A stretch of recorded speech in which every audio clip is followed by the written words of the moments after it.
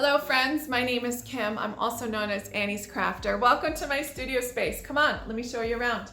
Let's do a 360 of my entire room first off. I am blessed with three big, huge, beautiful windows along with some French doors that I have to add are not very soundproof, but they do hide a little bit of the sound, but they're so beautiful and beveled and you can see through them. So I'm really blessed that way. So I have a very skinny wall right behind these French doors leading up to the oak built-in bookcase. Now the entire wall here is all a built-in bookcase and I couldn't be more blessed. But this skinny wall is housing some artwork from my kids, some vision boards, just some other trinkets on these mini clipboards that are just hung up with some nails. So in this first section here, I just have a myriad of different types of storage. I have things that can be hidden because they're not kind of unsightly. Then I have some other yarn from Annie's Crafts that I use in decorative storage, kind of like in a bird cage and whatnot. So that's what that is. I do have some repurposed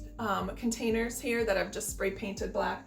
And I do have a crate here, and this houses all of my incoming Annie's Craft kits. As you can see, I've got to get to work, and as soon as the new batch of month stuff comes out, I move this into an appropriate container across the room, which I'll show you in a minute, but this is where it is for now. I do have some reading material here. I've got some of my autumn magazines out here ready to be read at a moment's notice. So in this middle section here, I had my husband fashion these pegboards that I have stickers put up on. I think it's a great way to display them and store them because it kind of feels like every time you need a sticker, you're going to the store to grab it. So they are not permanent. He made it so they can be taken out when we move and move to a new place and they don't harm the bookshelf, which is very key. So down here, I just have some pens and some folio storage, along with some wicker baskets that hold most of my shipping supplies, sewing supplies, and extra paints. This last section over here has a ton of different type of storage. Most of it is labeled in clear bins, so I know exactly what I'm looking for when I need it. So the upper part up here is all for sewing. It's got needles, threads, anything you would need for sewing, zippers, Velcro, all that sort of thing, and neatly labeled bins. Down below, I have more of my paper crafting supplies put in these dollar shoe boxes that are such a dream to work with and purchase because it doesn't break the bank. Below that, I have some file folders for different types of printing needs, and then my technology station, which houses my Cricut, my laminator, and all sorts of technology stuff that's right next to my computer. I don't know how I lucked out to get three huge, gorgeous windows, one of which I have open today for a wonderful late summer breeze. And it's just a wonderful way and area to create in with all this natural sunlight.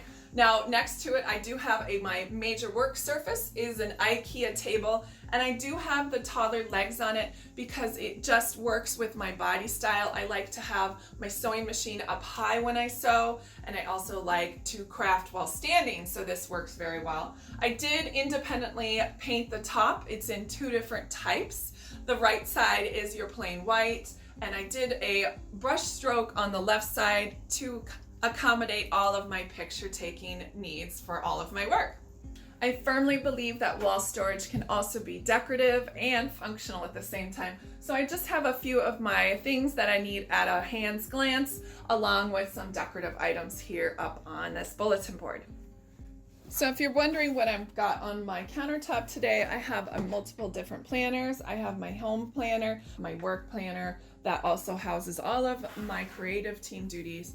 And then on the side of the desk, I always keep some of my favorite pens, notions, rotary cutters, scissors, everything I will need to craft at a second's notice. Above my creative space, I have my Annie's Creative Kids Club. It's that felt hoop that I worked on not too long ago, along with some decorative pieces, and of course, more Kids Club stuff that my kids and I built together.